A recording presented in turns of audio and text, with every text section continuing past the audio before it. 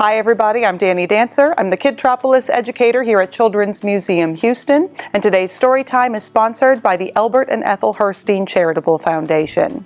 So for today's story, I'm going to read to you Millions of Cats, which was my absolute favorite story when I was a kid. This is actually a pretty old book. It's been around since 1928, and it was written and illustrated by Wanda Gág, who was born and raised in Minnesota, which is where I'm from. I read this book a lot when I was a kid. I enjoy reading it to my kids, and I certainly hope you all enjoy it as well. And this book is read with permission of its publisher, Puffin Books, which is an imprint of Penguin's Young Readers Group. Millions of Cats by Wanda Gág. Millions of cats. Once upon a time, there was a very old man and a very old woman. They lived in a nice, clean house, which had flowers all around it, except where the door was, but they couldn't be happy because they were so very lonely. "If only we had a cat," sighed the very old woman. "A cat?" asked the very old man. "Yes, a sweet little fluffy cat," said the very old woman. "I will get you a cat, my dear," said the very old man. And he set out over the hills to look for one. He climbed over the sunny hills. He trudged through the cool valleys. He walked a long, long time, and at last he came to a hill which was quite covered with cats. Cats here, cats there, cats and kittens everywhere. Hundreds of cats, thousands of cats, millions and billions and trillions of cats. "Oh," cried the old man joyfully, "now I can choose the prettiest cat and take it home with me." So he chose one. It was white. But just as he was about to leave, he saw another one, all black and white, and it seemed just as pretty as the first. So he took this one also. But then he saw a fuzzy gray kitten way over here, which was every bit as pretty as the others, so he took it too. And now he saw one way down in a corner, which he thought too lovely to leave, so he took this too. And just then over here, the very old man found a kitten which was black and very beautiful. "It would be a shame to leave that one," said the very old man, so he took it. And now over there he saw a cat which had brown and yellow stripes like a baby tiger. "I simply must take it," cried the very old man. And he did.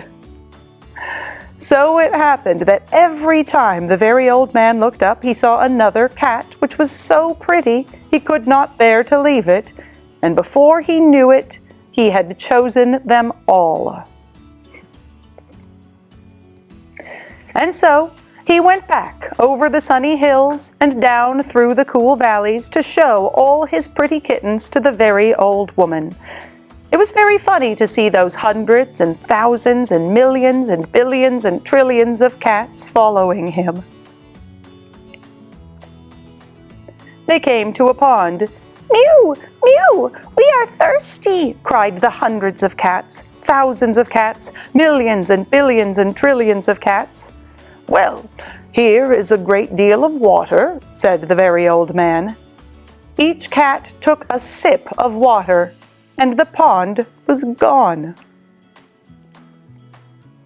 "Mew, mew, now we are hungry," said the hundreds of cats, thousands of cats, millions and billions and trillions of cats.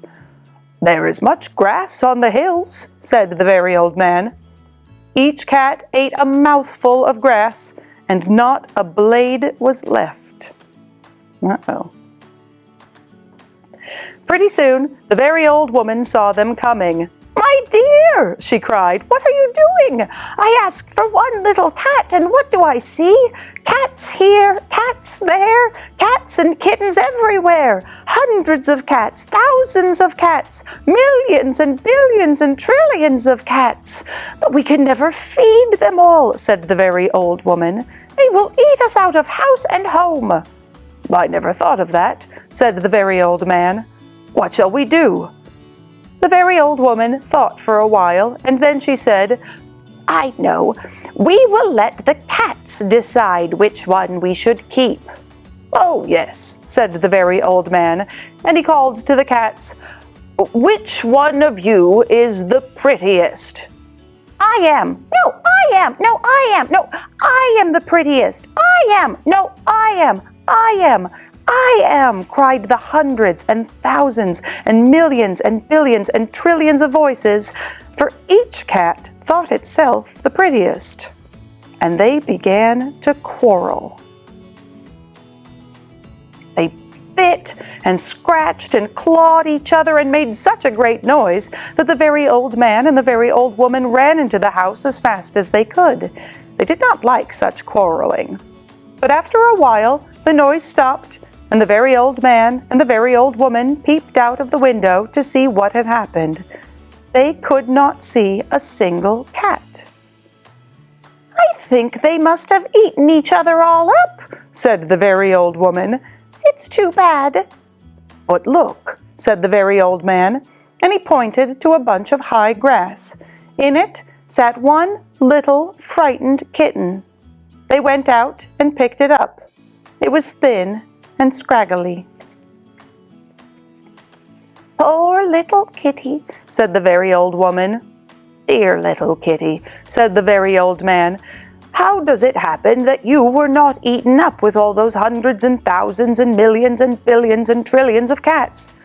"Oh, I'm just a very homely little cat," said the kitten. "So when you asked who was the prettiest, I didn't say anything. So nobody bothered about me." They took the kitten into the house, where the very old woman gave it a warm bath and brushed its fur until it was soft and shiny. Every day they gave it plenty of milk, and soon it grew nice and plump.